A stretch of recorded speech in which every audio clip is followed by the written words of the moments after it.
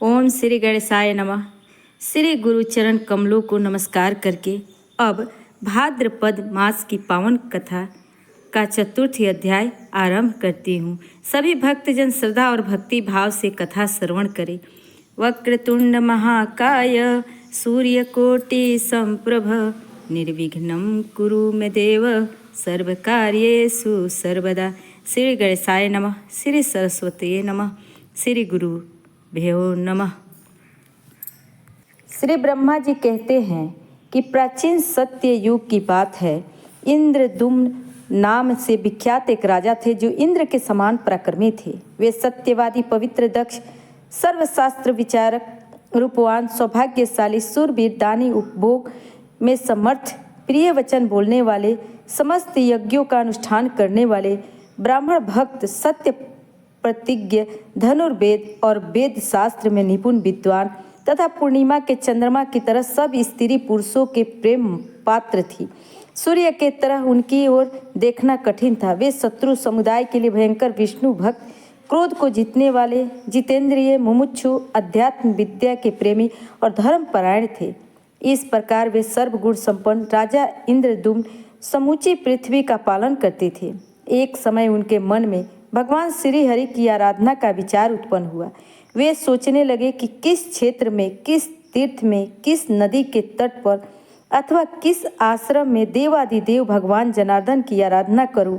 इस चिंता में पड़कर उन्होंने मन ही मन समस्त पृथ्वी पर दृष्टिपात किया। समस्त तीर्थों, क्षेत्रों और नगरों की ओर देखा, परंतु सबको छोड़कर वे विश्वविख्यात मोक्षदायक पुरुषोत्तम क्षेत्र में गए। वहां उन्होंने एक बहुत ऊंचा मंदिर बनवाकर उसमें बलराम, श्री कृष्ण और सुभद्रा की स्थापना की तथा विधि पूर्वक स्नान, दान, तप, होम और देव दर्शन रूप पंच तीर्थों का अनुष्ठान करके प्रतिदिन भक्ति पूर्वक श्री पुरुषोत्तम की आराधना की और उन्हीं की कृपा से मोक्ष प्राप्त किया। मुनियों ने पूछा, सुरश्रेष्ठ राजा इंद्रदुम्न मुक्तिदायक पुरुषोत्तम क्षेत्र में किस लिए गए और वहां जाकर उन्होंने वह त्रिभुवन विख्यात प्रसाद किस प्रकार बनवाया? प्रजापति, उन्होंने श्री कृष्ण, बलराम और सुभद्रा की स्थापना कैसे की, यह सब बातें विस्तार पूर्वक बताने की कृपा करें। श्री ब्रह्मा जी बोले, द्विजवरों, तुम लोग जो प्राचीन वृत्तांत पूछ रहे हो वह सब पापों को दूर करने वाला, पवित्र, भोग और मोक्ष देने वाला तथा शुभ है। इस ग्रंथ के लिए तुम्हें साधुवाद देता हूँ। तुम जितेंद्रिय एवं विशुद्धि होकर सुनो। मैं सतयुग के राजा इंद्रदुम्न का चरित्र बतलाता हूँ। इस पृथ्वी पर मालवा में अवंती यानी उज्जैन नाम की नगरी विख्यात है। वहीं राजा इंद्रदुम्न की राजधानी थी। अवंती इस पृथ्वी के मुकुट के समान थी। वहाँ हृष्ट पुष्ट मनुष्य भरे थे। उनकी चार दीवारी और दरवाजे दृढ़ बने हुए थे। दरवाजाओं पर मजबूत किवाड़ और सुदृढ़ यंत्र लगे हुए थे। नगर के चारों ओर अनेकों खाइयाँ बनी हुई थी। नगर में बहुत से व्यापारी बसते थे। नाना प्रकार के बर्तनों की अच्छी बिक्री होती थी। रथ चलने लायक सड़कें, बाजार सुंदर थे। चौराहों से चारों ओर जाने के लिए मार्गों का अच्छी प्रकार से विभाग बना हुआ था। अनेकों घर और गोपुर बने हुए थे। बहुत सी गलियां उस नगर की शोभा बढ़ाती थी। राजहंसों के समान श्वेत और मनोहर महल लाखों की संख्या में बने हुए थे जो उस पुरी की श्री वृद्धि कर रहे थे। अनेकों यज्ञ संबंधी उत्सवों के कारण उस नगर में आनंद छाया रहता था। गाने और बजाने की ध्वनि गूंजती रहती थी। तरह तरह की ध्वजा और पताकाओं से वह पुरी सुशोभित थी। हाथी, घोड़े, रथ और पैदलों की सेना सब ओर व्याप्त थी। अनेक प्रकार के सैनिक वहां भरे थे। अनेकों जनपदों के लोग वहां बसे हुए थे। ब्राह्मण, क्षत्रिय, वैश्य, शूद्र और विद्वान पुरुषों से यह नगरी सुशोभित थी। वहां मलिन, मूर्ख, निर्धन, रोगी, अंगहीन तथा जारी मनुष्य के अभाव था। वहाँ के स्त्री पुरुष सदा प्रसन्नचित्त दिखाई देते थे। वे सब रत्नों के दाता तथा सब प्रकार के संपत्तियों को भोगने वाले थे। अवंतीपुरी में त्रिनेत्रधारी त्रिपुर शत्रु भगवान शिव महाकाल नाम से प्रसिद्ध होकर रहते थे। वे समस्त कामनाओं के पूर्ण करने वाले हैं। वहाँ एक शिव कुंड है जो सब पापों का नाश करने वाला है। उसमें विधि पूर्वक स्नान करके देवताओं, ऋषियों और पितरों के तर्पण करें। फिर शिवालय में जाकर भगवान शिव की 1 बार प्रदक्षिणा करें और इसके बाद स्नान, पुष्प, गंध, धूप और दीप आदि के द्वारा भक्ति पूर्वक महाकाल की विधिवत पूजन करें। ऐसा करने वाला मनुष्य 1000 अश्वमेघ यज्ञों का फल पाता है। वह सभी पापों से मुक्त होकर समस्त कामनाओं को पूर्ण करने वाले विमानों के द्वारा भगवान शिव के परम धाम में जाता है। अवंती में शिप्रा नाम से प्रसिद्ध पवित्र नदी है। उसमें विधि पूर्वक स्नान करके देवताओं और पितरों का तर्पण करने से मनुष्य सब पापों से मुक्त हो जाता है और श्रेष्ठ विमान पर आरूढ़ होकर स्वर्ग लोक में नाना प्रकार के भोग भोगता है। वहीं देवादिदेव भगवान जनार्दन भी निवास करते हैं, जो गोविंद स्वामी के नाम से प्रसिद्ध है। वे भोग और मोक्ष प्रदान करने वाले हैं। उनका दर्शन करके मनुष्य अपनी 21 पीढ़ियों सहित मुक्त हो जाता है। उनके सिवा वही विक्रम स्वामी के नाम से भी भगवान विष्णु का निवास है। इस प्रकार राजा में श्रेष्ठ इंद्रदुम्न के द्वारा पालित वह रमणीय पुरी इंद्र की अमरावती के समान नित्य उत्सव के आनंद से भरी रहती थी। वहाँ दिन रात इतिहास, पुराण, नाना प्रकार के शास्त्र और काव्य चर्चा सुनी जाती थी। इस तरह वह उज्जैनी पुरी सब गुणों से संपन्न बताई गई, जिसमें पूर्व काल में परम बुद्धिमान राजा इंद्रदुम्न हुए थे। उस नगरी में उसने उत्तम राज का उपभोग करते हुए राजा इंद्रदुम्न औरस पुत्रों की भांति प्रजा का पालन करते थे। वे सत्यवादी, परम बुद्धिमान, शूरवीर, समस्त गुणों के आकार, मतिमान, धर्मात्मा और संपूर्ण शस्त्रधारियों में श्रेष्ठ थे। उनमें सत्यशील, इंद्रिय संयम के गुण थे। दान, यज्ञ, तपस्या में उनकी समानता करने वाला दूसरा कोई राजा नहीं था। वे अपने प्रत्येक यज्ञ में श्रेष्ठ ब्राह्मणों को सोना, मणि, मोती, हाथी, घोड़े दान किया करते थे। उनके पास अच्छे अच्छे हाथी, घोड़े, रथ, कंबल, मृग, चर्म, वस्त्र, रत्न और धन धान्य की कभी कमी नहीं होता था। इस प्रकार समस्त वैभव से युक्त एवं संपूर्ण गुणों से अलंकृत राजा इंद्रदुम्न निष्कंटक राज्य का उपभोग करते थे। एक बार उनके मन में यह विचार उत्पन्न हुआ कि मैं भोग और मोक्ष प्रदान करने वाले सर्वयोगेश्वर श्री हरि की आराधना किस प्रकार करूं। उन्होंने समस्त शास्त्र, तंत्र, आगम, इतिहास, पुराण, वेदांग, धर्म शास्त्र, रीतियों के बताए हुए नियम और संपूर्ण विद्या स्थानों का विचार किया। यत्नपूर्वक गुरुजनों की सेवा की और वेदों के पारगामी ब्राह्मणों की सत्संग किया। फिर इंद्रियों के बस में करके मोक्ष की इच्छा से विचार किया। मैं देवर्षि देव, सनातन पुरुष, पीताम्बरधारी, चतुर्भुज, शंख, चक्र, गदा, वनमाला विभूषित, कमल नयन, श्री वत्स शोभित और मुकुट, अंगद आदि आभूषणों से अलंकृत श्री हरि की आराधना किस प्रकार करूं। यह विचार कर वे बहुत बड़ी सेना को साथ लेकर पुरोहित और वृत्तियों के साथ अपनी नगरी उज्जैनी से बाहर निकले।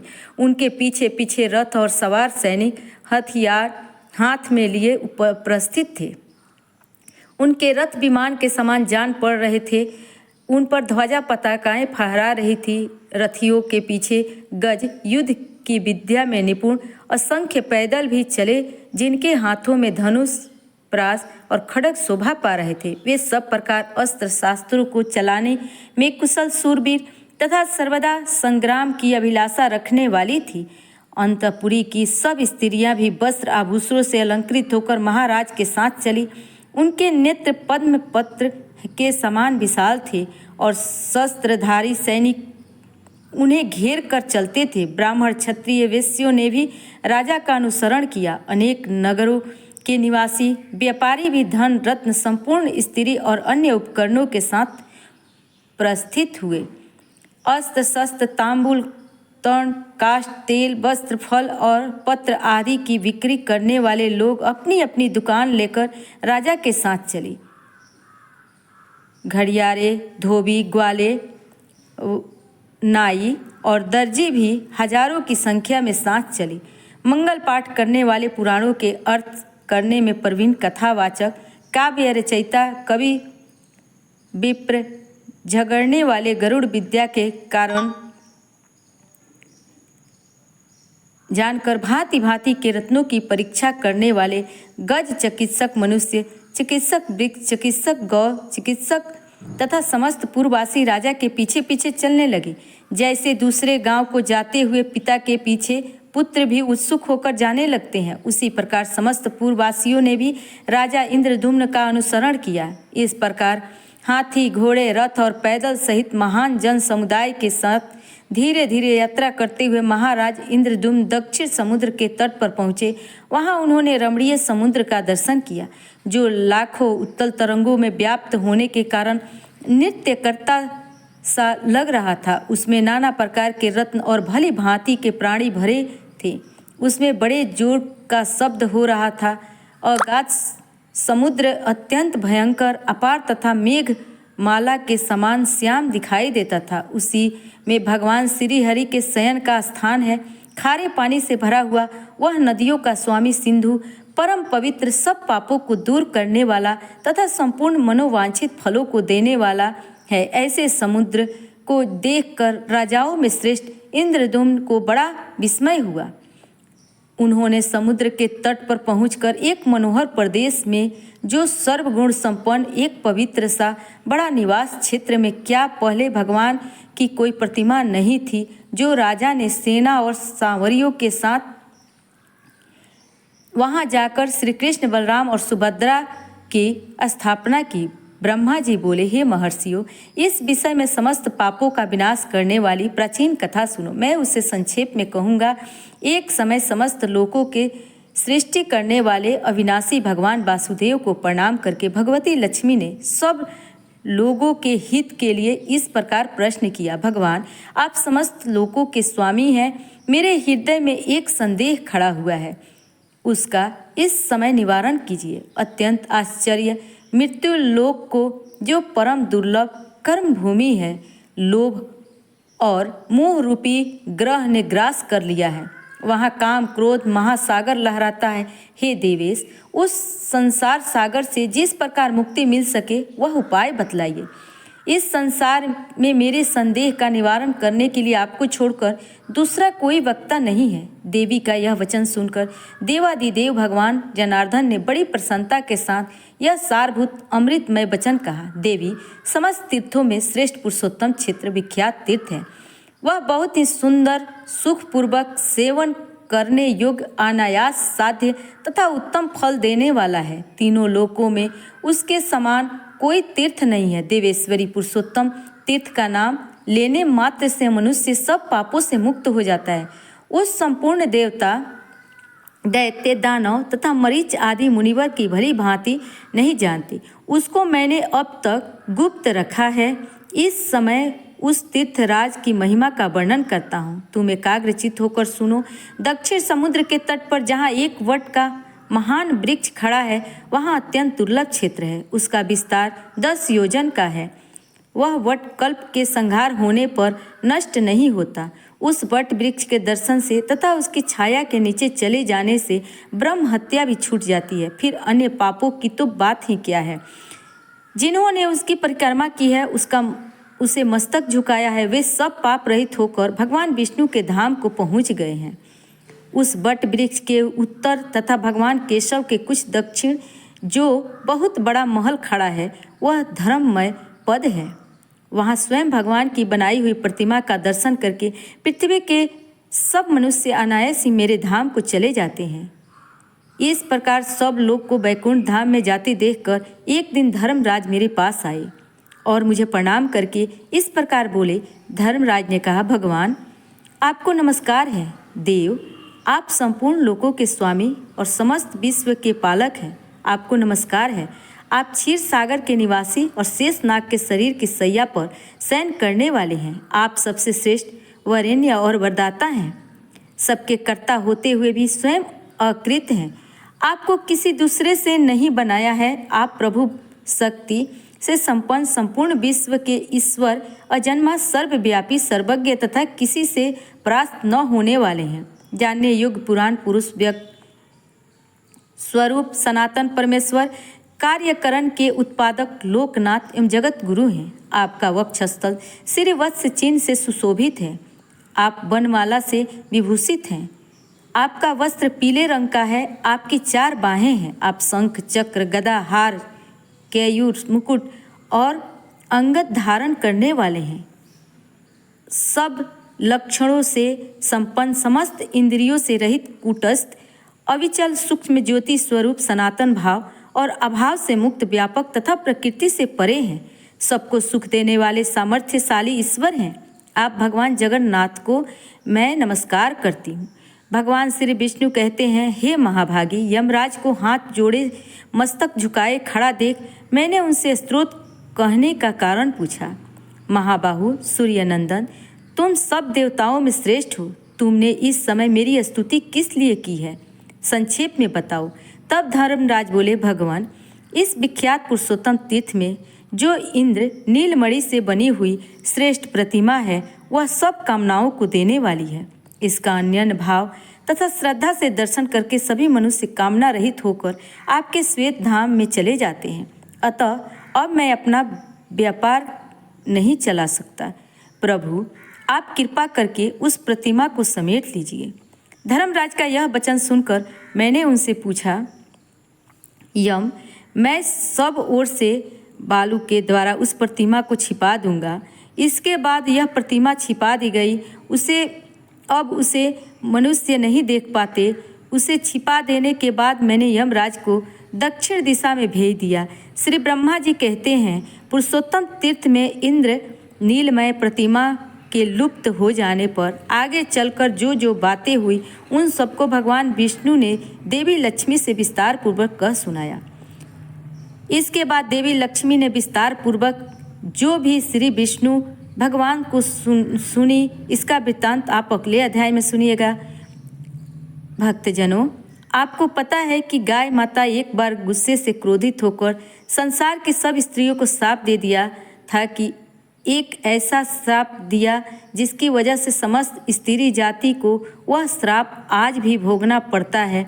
गौ माता का एक ऐसा श्राप जिसे स्वयं तीनों लोकों के स्वामी भगवान विष्णु भी नहीं टाल सके। गाय माता उसी श्राप की वजह से आज भी समस्त नारी जाति को उस श्राप का दुख भोगना पड़ता है। गौ माता ने स्त्रियों को एक ऐसा श्राप दिया। अब हम लोग इस पवित्र कथा के माध्यम से जानेंगे कि द्वापर युग की बात है। एक समय भगवान कृष्ण द्वारिका नगरी में बैठे विश्राम कर रहे थे। तभी उनके पास रानी रुक्मिणी आती है और कहती है, हे प्रभु, आज प्रातः काल मैं जब अपनी दासियों के साथ उद्यान में भ्रमण करने गई थी तो मुझसे मेरी एक दासी ने एक प्रश्न पूछा। उसने यह पूछा कि रानी जी, पहले स्त्रियों के बच्चे पैदा होते थे तो वह पैदा होते ही चलने लगते थे, परंतु अब कलयुग में ऐसा नहीं है। और क्या? फिर रानी रुक्मिणी बोली, प्रभु, मेरे पास दासी के इस प्रश्न का उत्तर नहीं था, इसलिए मैं आपके पास आई हूँ। कृपा करके मुझे इस प्रश्न का उत्तर बताएं। तब भगवान श्री कृष्ण कहते हैं, हे देवी रुक्मिणी, यह तुम्हारा स्वयं का प्रश्न नहीं है, अपितु समस्त संसार की स्त्री जाति के लिए है। अगर तुम इस प्रश्न के उत्तर को जानने के लिए उत्सुक हो तो ठीक है, मैं तुम्हें एक प्राचीन कथा सुनाता हूँ। तुम्हें इस कथा के माध्यम से पता चल जाएगा कि किस वजह से स्त्रियों का बच्चा पैदा होते ही नहीं चल पाता है। तब देवी रुक्मिणी कहती है, हे प्रभु, मैं इस कथा को आपके मुँह से सुनने के लिए उत्सुक हूँ, कृपया आप कथा को सुनाइए। तब श्री कृष्ण कहते हैं, हे देवी, प्राचीन काल की बात है। एक नगर में गिरधारी नामक व्यक्ति रहता था। गिरधारी एक स्वार्थी, लालची और महाकंजूस व्यक्ति था। गिरधारी के पास एक बहुत ही सुंदर गाय थी। उस गाय का एक छोटा सा बछड़ा भी था। वह गाय दूध देती थी और गिरधारी खेतों से उस गाय के लिए हरी भरी घास लाता था और खिलाकर उसका सारा दूध निकालकर बाजार में बेच देता। गिरधारी गाय के बछड़े के लिए थोड़ा सा दूध बचाता था। इतने कम दूध में मुश्किल से ही उस गाय के बछड़े का पेट भरता था। श्री कृष्ण कहते हैं, हे देवी रुक्मिणी, गिरधारी गाय का दूध खुद भी पीता था, अपने परिवार वालों को भी पिलाता था। गाय का दूध बेचकर गिरधारी अपने घर का खर्चा चलाता था। इसी तरह धीरे धीरे गिरधारी का समय व्यतीत हो रहा था। कुछ दिनों बाद एक ऐसा समय आया जब गिरधारी को गाय ने दूध देना बंद कर दिया। जैसे गाय के दूध देना बंद कर दिया तो इधर गिरधारी ने उस गाय के लिए खेतों से हरी भरी घास लाना भी बंद कर दिया। गाय को अब वह थोड़ा सा भी चारा देता था, जिसके कारण गाय भूखी रहती थी। वह भूख के कारण चिल्ला रही थी। गाय के इस तरह प्रतिदिन जोर जोर से चिल्लाने से गिरधारी एक दिन क्रोधित होकर बेचारी गाय को बहुत मारा पीटा और उसे जंगल में ले जाकर छोड़ दिया। गिरधारी ने उस गाय को उसके बछड़े से भी अलग कर दिया। अब वह गाय बेचारी अकेली पड़ गई। बेचारी गाय गिरधारी की मार के चोट की वजह से लंगड़ा के चल रही थी। वह अकेली जंगल में इधर उधर घूमती फिरती। एक दिन वह गाय जंगल में बने एक मंदिर के पास पहुंचती है और भगवान से प्रार्थना करते हुए कहती है, हे प्रभु, मैंने ऐसा कौन सा पाप किया था जिसके कारण आपने हमें इस गाय योनि में डाल दिया। फिर गाय भगवान से रोते हुए कहती है, हे प्रभु, आप तीनों लोकों के स्वामी हैं। आपने तो स्वयं ही देखा होगा यह मनुष्य कितने स्वार्थी हैं। जब तक उन्हें दूध दो तभी तक वह सेवा करते हैं, उसके बाद वह मार पीट कर घर से निकाल देते हैं। फिर श्री कृष्ण कहते हैं, हे रुक्मिणी, वह गाय कहती है, प्रभु, जो आपने 84 लाख योनियाँ बनाई है उनमें सर्वश्रेष्ठ योनि मानव की है। वह कितना पाप और कितना दुष्कर्म करता है। वह गाय आगे कहती है, जब तक मैं दूध देती रही तब तक उस व्यक्ति ने मुझे अपने घर में रखा। जैसे ही मैंने दूध देना बंद कर दिया उसके बाद उसने मुझे पास भी नहीं रखा। इतने ही नहीं, उसने मुझे नन्हे बछड़े से भी अलग कर दिया। अब मैं जंगल में इधर उधर भटक रही हूँ। अब जंगल में जंगली जानवरों से बड़ी मुश्किल से बच के रहना पड़ रहा है। जैसे जैसे अपना गुजारा करती भगवान अपने जो सर्वश्रेष्ठ मनुष्य योनि बनाई है, प्रभु, यह तो कितने स्वार्थी और लालची योनि है। फिर श्री कृष्ण रुक्मिणी से कहते हैं, देवी, धीरे धीरे समय व्यतीत होता चला गया। गाय बेचारी जंगल में दर बदर भटकती रही। जब भी वह गाय कहीं जंगल में शाम को गिरधारी के द्वार पर आ जाती, गिरधारी लाठी डंडे से मारकर गाय को जंगल की तरफ भगा देता। कुछ दिन बाद वह गाय गिरधारी के द्वार पर आना बंद कर देती है। अब वह गाय समझ चुकी थी कि जंगल ही उसका घर है। श्री कृष्ण कहते हैं, हे देवी, संजोग बस वह गाय एक दिन गर्भवती हो गई। अब वह गाय दिन भर जंगल में इधर उधर घास खाती और अपना पेट भरती। शाम को उसी मंदिर के पास आकर बैठ जाती और ऐसे ही 4-5 महीने बीत गए तो तभी एक दिन उसे जंगल में एक स्त्री गुजर रही थी। उस स्त्री की नज़र गर्भवती गाय पर पड़ी। उस स्त्री के मन में सोचा कि यह गाय तो गर्भवती है। मैं एक काम करती हूँ, इस गाय को मैं अपने साथ ले जाती हूँ और पाल लेती हूँ। जब इसका बच्चा हो जाएगा तो यह गाय मुझे दूध देने लगेगी।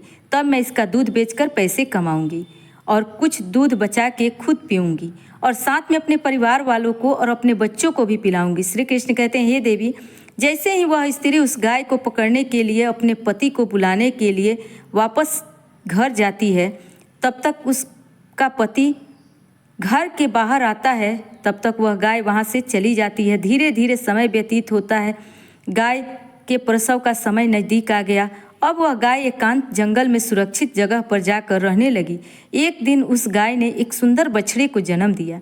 श्री कृष्ण कहते हैं, हे देवी रुक्मिणी, गाय के प्रसव के कुछ समय बाद ही वह स्त्री उसी जंगल में घास काटने के लिए गई हुई थी। जैसे ही उसने दूर से देखा कि गाय ने बच्चा दिया है, तब वह स्त्री उसी गाय के पास गई और उसने ध्यान से उस गाय को देखा तो बोली, अरे, यह तो वही गाय है जिसे मैं पालने के लिए सोच रही थी।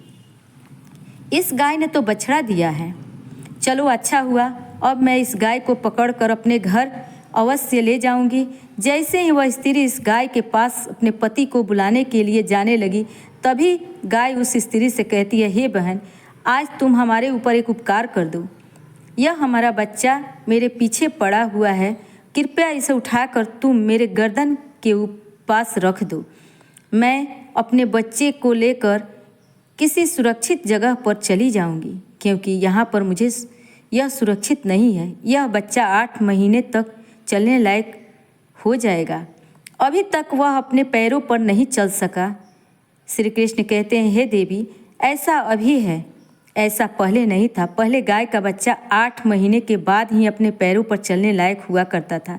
श्री कृष्ण कहते हैं, हे रुक्मिणी, जैसे ही उसने गाय की यह बात सुनी, वह बहुत ज़ोर ज़ोर से हंसने लगी और कहने लगी, तुम्हारा बच्चा इतना गंदा है, इतने गंदगी में यह पड़ा है, मैं तुम्हारे बच्चे को उठाकर तुम्हारे गर्दन के ऊपर क्यों रखूं? मैं तुम्हारे ऊपर यह उपकार क्यों करूं? उस स्त्री ने उस गाय का बहुत मजाक बनाया और बेचारी लाचार और असहाय गाय पर वह बहुत देर तक हंसती रही। बेचारी गाय अपने बच्चे को उठा नहीं सकती थी। श्री कृष्ण कहते हैं, हे देवी रुक्मिणी, उसी समय दुखी होकर गाय ने श्राप दे दिया। उसने श्राप देते हुए कहा कि जाओ, आज से तुम्हारा बच्चा जन्म लेने के बाद तुम्हें चलने लगता है, लेकिन आज मैं श्राप देती हूँ कि तुम्हारा बच्चा जन्म लेने के 8 महीने बाद ही अपने पैरों पर चलने लायक होगा।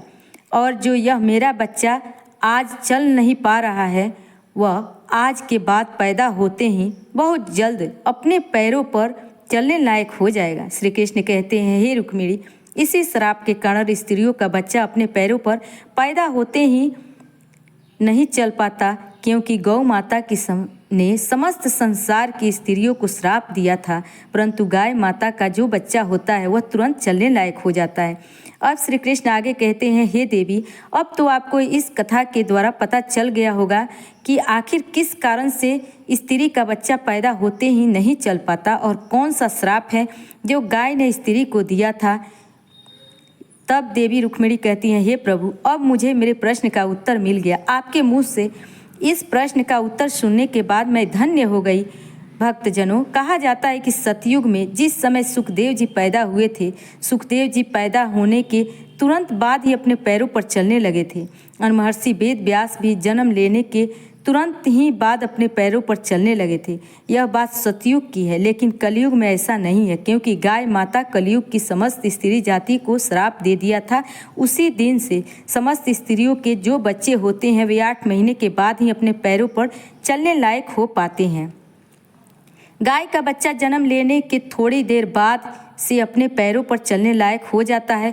भगवान श्री कृष्ण कहते हैं, हे देवी, मनुष्य को किसी की आत्मा को कष्ट नहीं देना चाहिए और यही सत्य है और यही सबसे बड़ा धर्म है। इसलिए हमें सदैव असहाय पशु पंछियों की सहायता करनी चाहिए, उनकी मदद करनी चाहिए, जिससे सभी पशु पंछी जातियों का कल्याण हो सके। प्रेम से बोलिए कृष्ण भगवान की जय। आज की कथा पसंद आए तो वीडियो को लाइक करके चैनल को सब्सक्राइब कीजिएगा और कमेंट बॉक्स में जय श्री कृष्ण राधे राधे अवश्य लिखिएगा। ये तीसरे भाद्रपद मास व्रत कथा का 4th अध्याय संपूर्ण हुआ। इस अध्याय के श्रवण, पठन और मनन से भक्तों को पुण्य की प्राप्ति होती है, पापों का नाश होता है और जीवन में सुख, शांति और समृद्धि आती है। जो भी श्रद्धा और विश्वास से इस कथा को सुनते हैं, उनके जीवन में सभी विघ्न बाधाएं समाप्त होती है और उनके सभी कार्य सिद्ध होते हैं। ओम तत्सत। श्री कृष्णार्पणमस्तु। श्री गणेशाय नमः। सद्गुरु महाराज की जय।